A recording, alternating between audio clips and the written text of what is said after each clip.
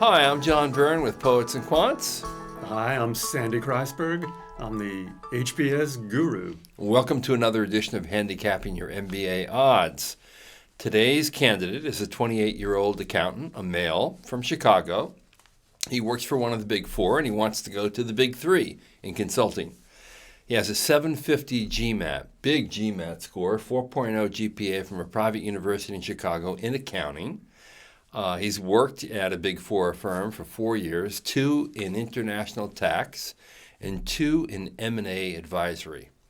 So what do you think about this guy?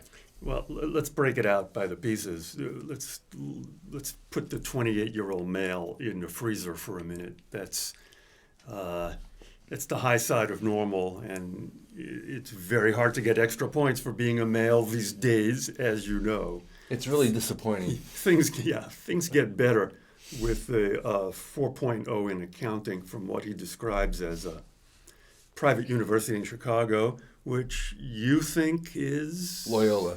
Okay. That's my guess. Well, I don't think you'd describe the University of Chicago as a private university in Chicago, even though it is. Well, he says it's a top 25. Graduated as the top business student. Good.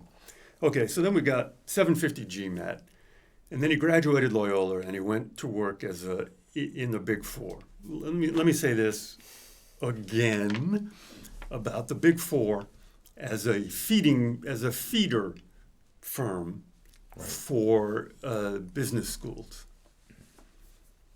It's silver, not gold, if you're a United States U.S. male. The Big Four is usually a feeding place for underrepresented minorities and in Europe.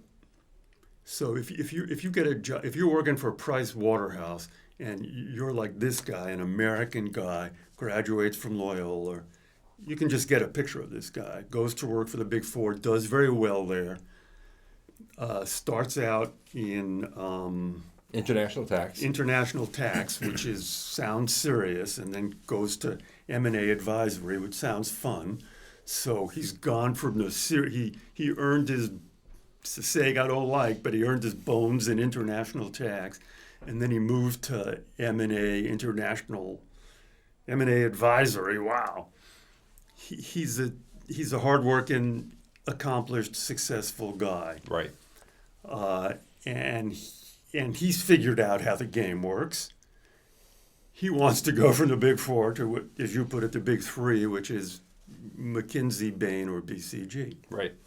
Let me finish my other thought. If you work for the Big Four in Europe, that's gold. Why is that? It's a hard job to get. It's just more selective. Yep.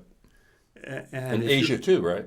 And Asia. And if you're an underrepresented minority in the United States, Big Four is a good place where you can transition from, let's say, traditionally black college, Big Four. That sets you up, if you've been successful, that sets you up for Stanford or Harvard. What about women at the Big Four in the U.S.? Little different? No, not if you're not URM. Mm-hmm. I've said this many times. Stanford still might have this. It's almost a bespoke spot, the black woman at the Big Four. You will find one of those people in the entering class at Stanford, one or more. Mm-hmm. But this guy is not that person. So he's got a great career, great school, 4.0, 750. And he wants to transition to McKinsey, Bain, and BCG. I don't think this guy is getting into Stanford because he's not a black woman, okay? Or from Europe or Asia. Yeah, or from Europe or Asia. When you start thinking about future consultants, Harvard and Stanford have a lot of people who already are consultants. True, but he's got a super high GMAT, 750. That's true. And he's got a good story, the spearheading of then the creation of other a junior board of directors. Tell us about that, Yeah, so he's chairman of the junior board of directors at a large charity in Chicago. and he spearheaded the creation of the board. And he has experience working with students on the city's south and west side. So he's got, the do-gooder thing on the resume as well. That's a lot of do-gooder stuff for someone who's a non-partner in the Big Four. Yeah, right. Once you're a partner in the Big Four firm, you start giving all the work to people like this, and all you do is do-gooder stuff. So this guy's working 60, 70 hours a week and having a fairly significant role in a nonprofit. And it's $750. I'm all for him. You're on his side. Okay, so no Harvard, no Stanford because he's just it's silver-plated, not gold. That's right. Yeah, boy, I'd be surprised if this guy got into Stanford unless his Big Four firm's got a back door there that they know somebody. FOD, you know what that is, John? Friends of Derek Bolton. Well, just friends of Derek. Friends of Derek. You can leave the Bolton out if you know Derek, yeah. At HBS, I'll tell you, the charitable work, which seems significant, okay, chairman of the junior board of directors, whatever that is. Which he created. Well, there you go. At a large charity in Chicago. Yeah. That's something. Here's another dirty little secret, which is, maybe not so secret anymore, maybe not dirty. To have impact with extracurriculars for an MBA admissions application, you've got to have a real distinctive leadership role. Yeah. The fact you're a foot soldier in any one of the leading charities doesn't get you enough. Yeah. They're looking for leadership and innovation. Right. Fact of life.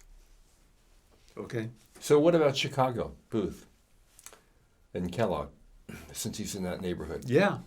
They'll buy first of all, he's a solid guy. Yeah. And those schools will buy the numbers, quote unquote. I mean, it's hard to say no to a guy with a 4.0, and it's hard to say no to a guy with a 750 GMAT. Absolutely. And this guy will become a consultant. Yep. And this is a case where everybody's happy. Yep. He's happy, the school is happy, and McKinsey, Bain, and BCG are happy because they've got a pre-tested product. So this is what it's like those. So odds at Chicago and odds at Kellogg. Boy, they're 50? 60% plus. Yeah. The only thing that would keep them out is just bad luck or mismanaging the process somehow. Right. And similar at Wharton, Columbia? Look, Wharton is just tougher. For Columbia... Although they're going to love that GMAT. Yeah, Columbia will salivate over the numbers. So will Wharton. And this guy is, this guy's the real deal. He's smart. No, he really is. And he knows accounting, which these days is, meaningful. I believe so, yeah. So he's going to get into Wharton. You're saying, what, 40% of Wharton? 50%. Okay, 50%. Wow. With serviceable execution, as they say. And so he wants to become a consultant. I mean, Kellogg is a great place. Dartmouth is a great place. Wharton is a great place. That can happen anywhere. Absolutely. I'll tell you something.